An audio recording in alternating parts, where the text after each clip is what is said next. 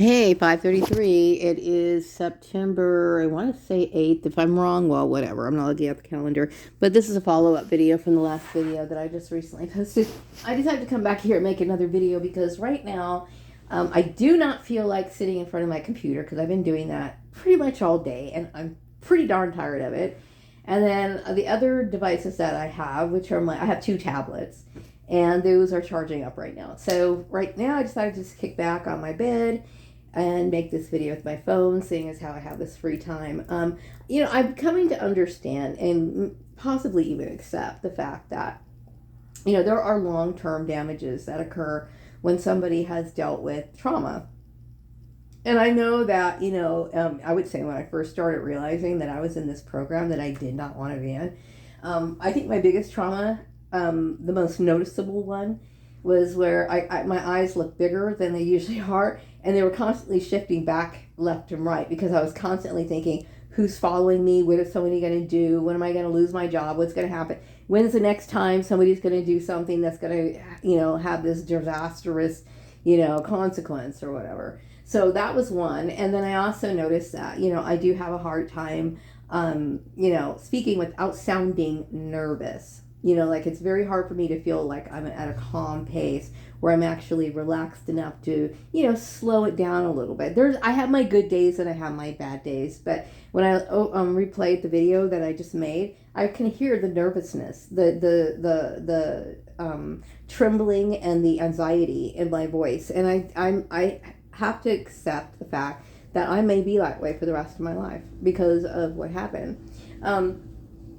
And, I know that some people were like, well, they don't understand why that blew my mind so much. But as this whole thing unraveled, coming to the realization of the people that I used to know and what they really are was a bit much for me. It's one thing to be chased. It's one thing for somebody to destroy your reputation. It's one thing for somebody to destroy your career. It's one thing for somebody to, but when you see the motive behind it and what their attitude, their belief system, and their thought process really is, it's like you look at these people as like they're nothing but fucking monsters. That's exactly what it is. And it sends chills down your spine, and you realize how vulnerable you are as a human being all by yourself, and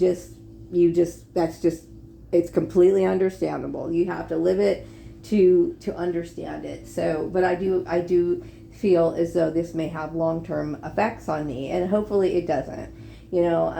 I think it's a very slow process to socialization, and I don't really feel comfortable with socializing with people just willy-nilly, mainly because there might be those perpy people out there still, or some air of it. So, I have to be very careful about who I interact with, because I will tell you, the only thing that this issue does is just like inflames me with feelings of trauma. So, I think practicing speaking, like for example, when I'm doing these like lines, like for example, I'm writing out scripts, like the scripts I have, they're all like, I'm doing them by scenes instead of like trying to record the entire thing all at one time and then trying to memorize it or whatever. That's kind of silly, but I don't know why I keep resorting back to that, especially when it should be done scene by scene. But still, I mean, I don't want to come off as nervous or like fumbling for words or forgetting what I'm going to say. All of this is a direct result of all of that, But so I would say, overall, for somebody who dealt with extreme forms of bullying, where like they literally had a bunch of people like harassing me and bullying me, and the magnitude of it, I would say that even though I will say that I'm dealing with a lot of nervous issues, there's a lot of things that I feel it has affected. It also has affected my driving. Like right now, I don't feel like I want to get behind the wheel of a car, and I don't really think I should.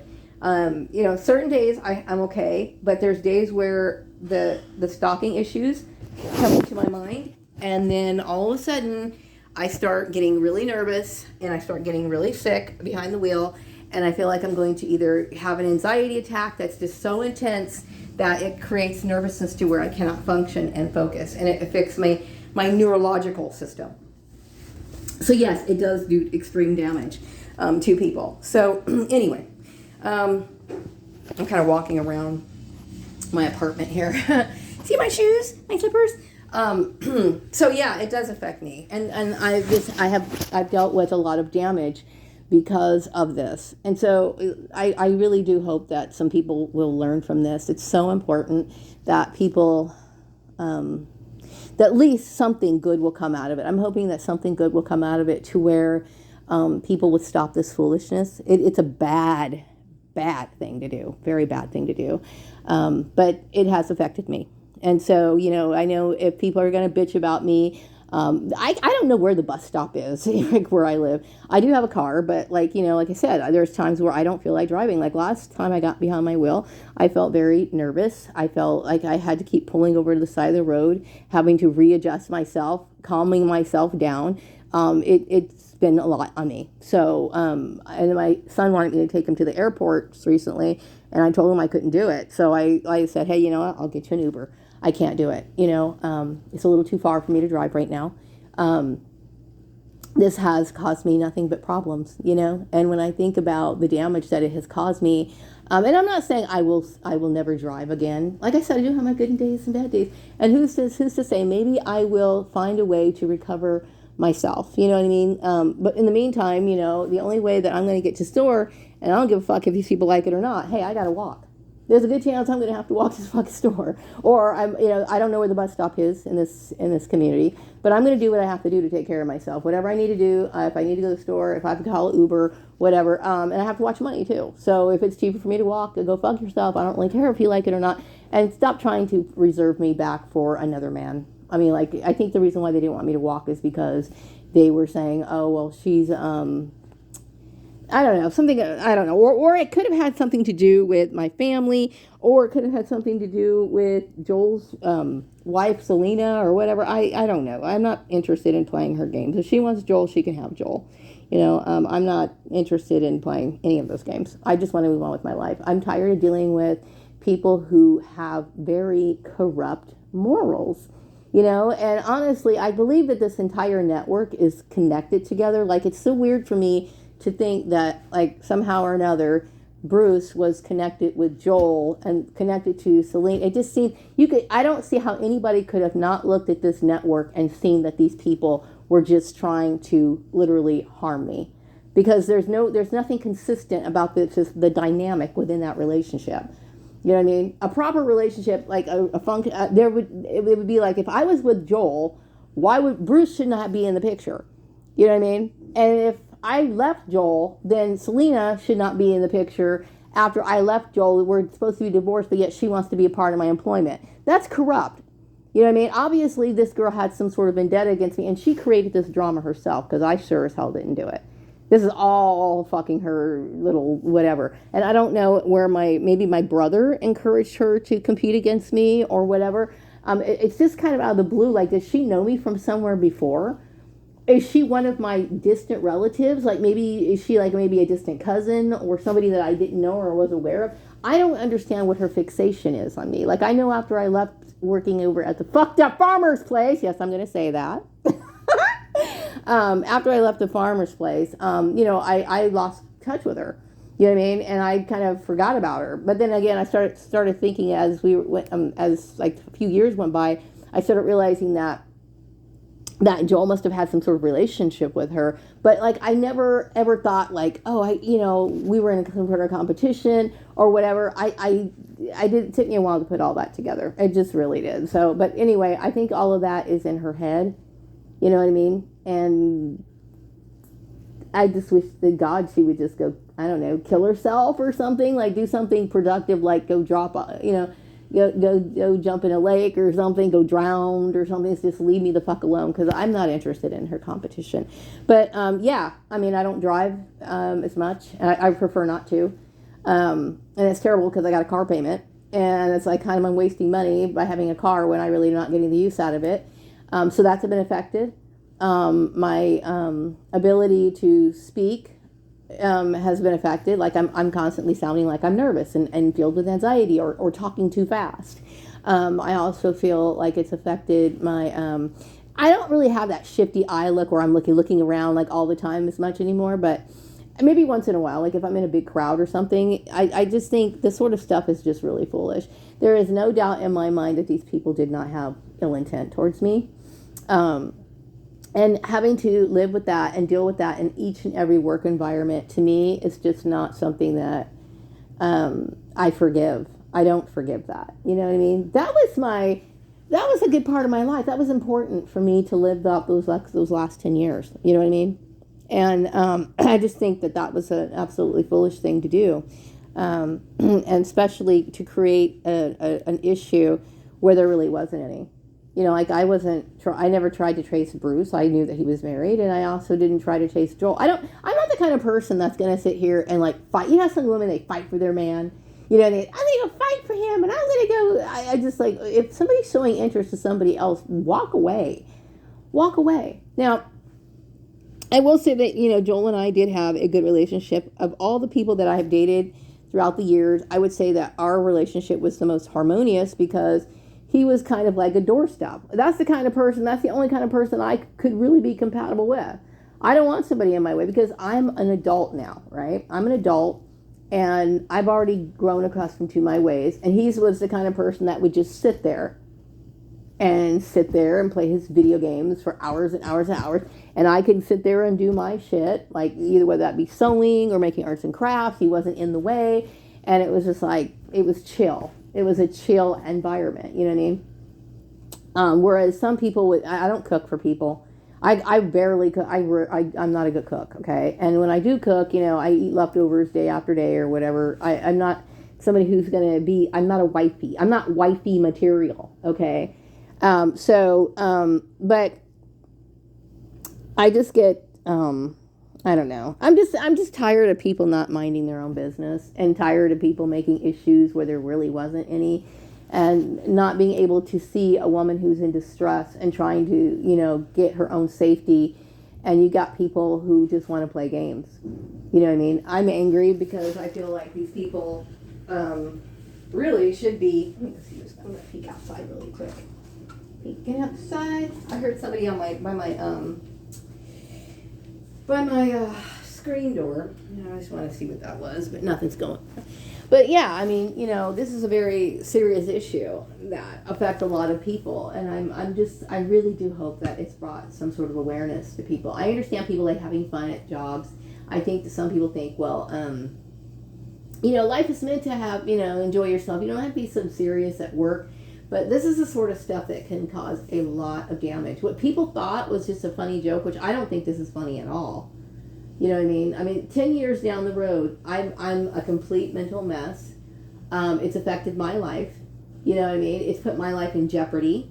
It's put my physical health in jeopardy. You know, it's put my mental health in jeopardy. Obviously, my financial health in jeopardy. I don't think any of it's funny at all.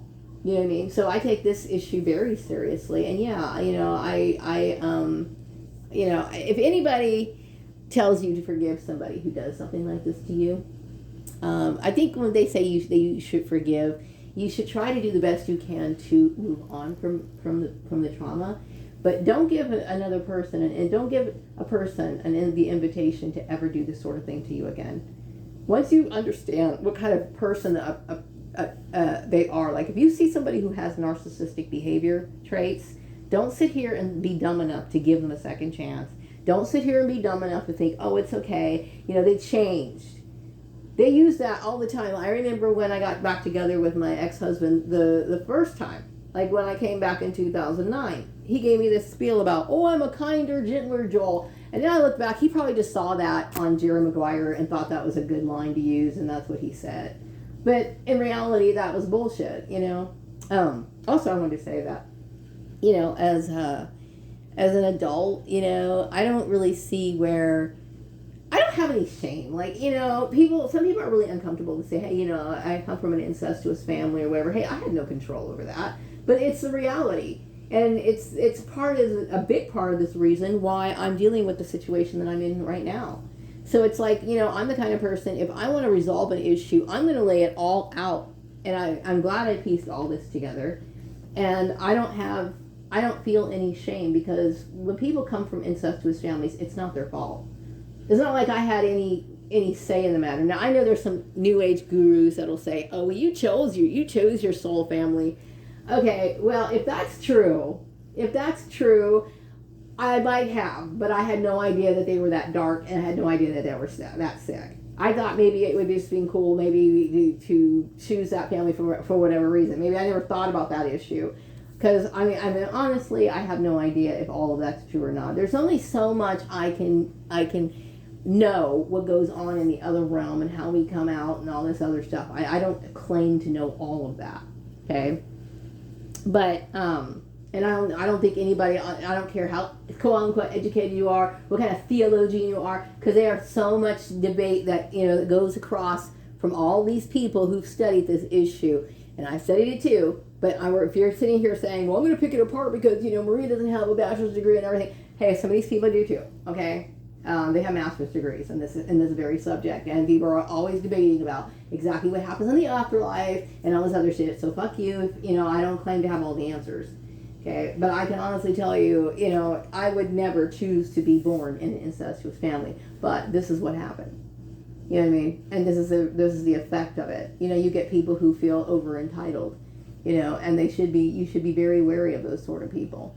Anyway, I'm going to wrap up this video. I just wanted to come on here and say that because I'm not really happy with some of the baggage, the residual baggage that I'm dealing with right now. But, just like I am responsible for my healing, because I will never trust anybody in the medical profession. I fucking hate the medical profession. I'm just going to, going in the future, I plan on doing a video like thrashing the medical industry. I fucking hate them. When it comes to the psychiatric industry, obviously that's pretty much the same thing. I don't trust them either. And then they did violate my trust. And once you violate my trust, and in a community that doesn't see anything wrong with gang stalking, I really don't think that's a good idea. So like I said, I'm a one-woman army. I have to take care of me. And for what most people who find support in their issues that cause them trauma, I don't have that support. I'm all by myself.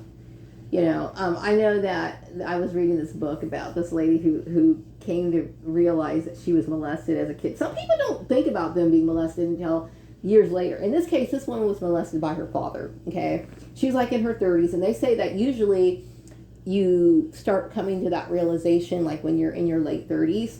And she started having flashbacks and remembering it. So she told her coworker, and the coworker's like, "Okay, well, do you need some time off from work?" And when I was younger, I was reading this story, and I'm thinking, "Oh God, that's so dramatic." You know what I mean? That's so like ridiculous. Why would I couldn't understand why that was such a big deal. I mean, don't get me wrong, it's gross, it's icky to me, but okay, so it happened, just move on. But now that it happened to me, and I'm starting to realize the attitude and the behavior, and that no, it's more than that. It's like you see that person in a completely different light. Like you thought this person was somebody you laugh and talk with, but this person is dark and sinister. This is your reality now, and it's shocking and it's traumatizing. So yeah, I do understand. I'm not saying that counseling is worth a fuck, because I really don't think that it is. But I do, at this point in my life, do see the importance of somebody having the need of having somebody to try to talk it out. And I don't necessarily think it has to be when it comes to issues relating to domestic stalking and stuff like that, because I know there's a lot of therapists who just really are not trained to talk about that sort of stuff. But I think it's good to offer that as an alternative to people who, like, for example, other people who've dealt with domestic stalking. Because nobody really understands what they're talking about other than a person who's dealt with domestic stalking. Like I said, most therapists aren't touching that subject. And there really needs to be more people who are willing to talk to these people. One thing's for sure, they can certainly trust me. I wouldn't sit here and damage them. I would never break confidentiality or anything like that. And that's more than most of these so-called professionals can say. Because they're very quick to break confidentiality. We live in a very sick, topsy-turvy world. So anyway, I wanted to just come on here and make that other video, throw my 2 cents in before the end of the night, and my little tablets charge up. Because what I usually do is I usually like sit back in my bed, either play some games, and I do some pretty entertaining things. I got this, like, remember the Tamagotchi? I don't care if you think I'm too old for this. I think it's cute as hell. I downloaded a Tamagotchi app, and it's really cute because they have these cute little characters. And then I also have, I love solitaire, which is kind of funny. And I also like, bubble games and crossword, stuff like that. That's pretty much what I do when I'm getting ready for bed and trying to relax. And I have been stumbling upon some of these YouTube videos that I've been talking about. And it all started off with me looking up Pee Wee Herman